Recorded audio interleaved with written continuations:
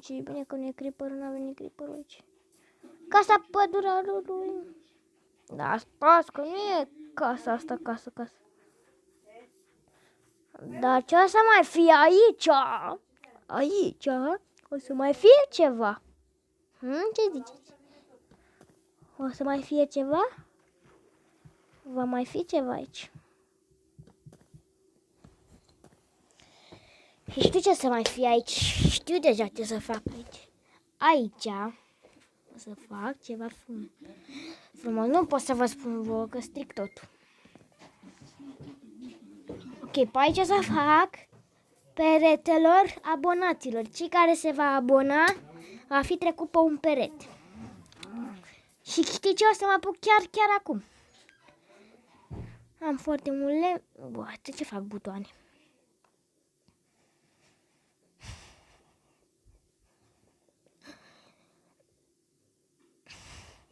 Am un lemn.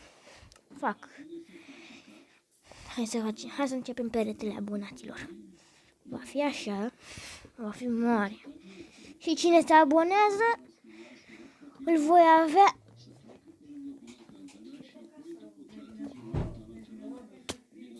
aici, pe peretele abonaților. Dacă și vreți și voi să apăreți,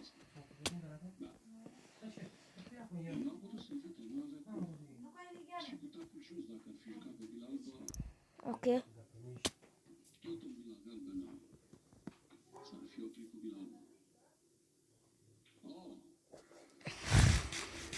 Încă un merișor.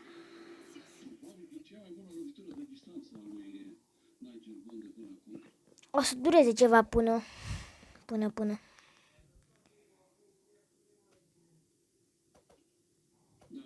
Mamă, o să trească să mai stau să mă generez înapoi, că n-a... Trebuie să mănânc, imediat mor. Și mă sinuci, mor așa, poate ce joc să fac pentru voi un perete al abonaților. Oh, 2 inimioare.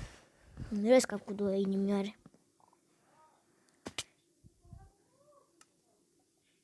Hai că mi-ai scăpat cu 2 inimioare, Alexe. Ai scăpat, frate, cu 2 inimioare, ești barbasan. Mamă, cu 2 inimioare am scăpat, e bine? Foarte bine că am scăpat cu 2 inimioare. Asta e excelent de bine, nu?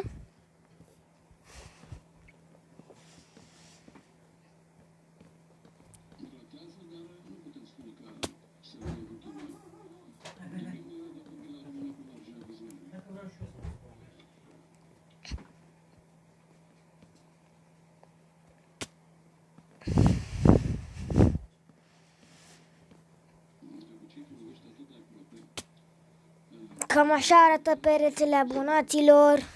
Bă, dacă vreți și voi să fiți pe acest perete, lăsați dată un like și un follow.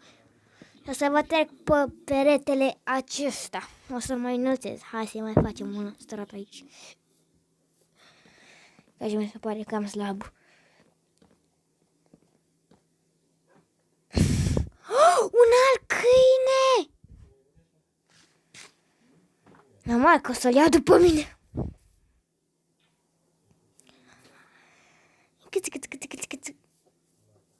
Normal că o să-l iau. Și voi ce credeți? Că nu-l iau? Bă, dacă tot am găsit un alt câine, de ce nu, bă, băiatule?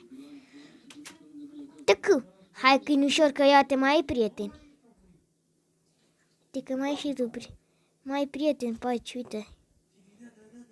Are prieteni, mă, el. Acum sunt prieteni toți. Doamna Oaie, veniți să vă... Îmi pare rău să o zic pentru voi, dar o iubire sufletul. A fost frumos că am durat cu voi. Sunt pădurar și am făcut peretele abonaților. Așa, hai să vedem care copil va fi pe peretele abonaților trecut. Pe YouTube. Hai să ne culcăm. Dar dacă vreți și voi să apăreți, trebuie să lăsați un like.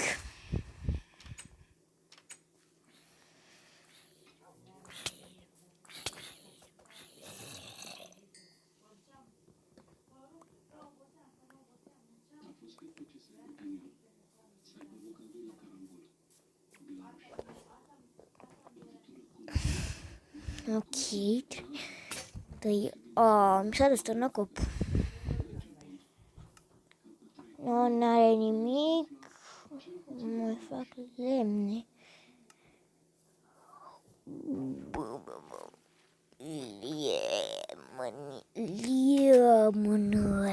Lemne. Multe lemne. Să fac un topor de iron dacă tot am iron. Nu?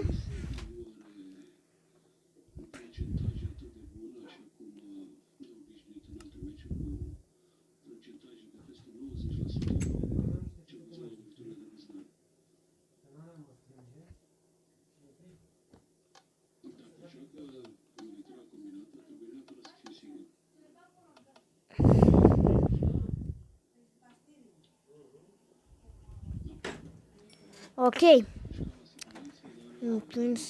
What? Pot să fac un da.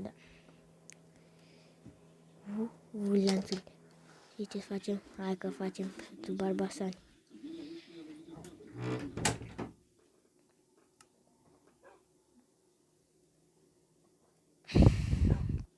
Mi-a venit o idee. Fac și un lanț. Și agăț sus. Nu. Nu-mi place cum l-am agățat. Nu e frumos, nu-mi place, e urât. Da, știu cum să-l agățăm. Am o idee. Ești atenți. Afară. Și-l agățăm. Așa. E tare? Hai că e frumos, n-aveți ce să ziceți. La fix ce-mi trebuie să fac un topor de iron. Facem și o găleată. Păi. Și topor.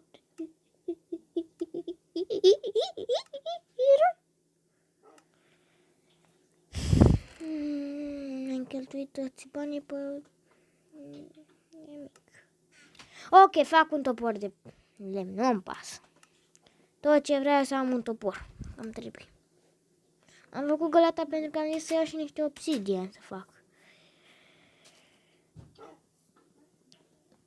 Dar știi ce? Nu-mi pasă. Am găsit și clay. Nu-mi pasă. Știi ce? Fac un topor de lemn. Și uite că l-am făcut totuși. E bun și ăsta. Așa era și la început. Ok, cam atât cu acest episod cu seria Pădurarul. Dacă vreți să continuăm, nu uitați să lăsați un like și un follow ca să ajungeți pe peretele abonaților. Înainte ca să terminăm tot episodul, vreau să zic să craftăm ceva. O să craftăm din acestea. Și cine se va abona va fi pus pe peretele abonatului. Ok, goodbye!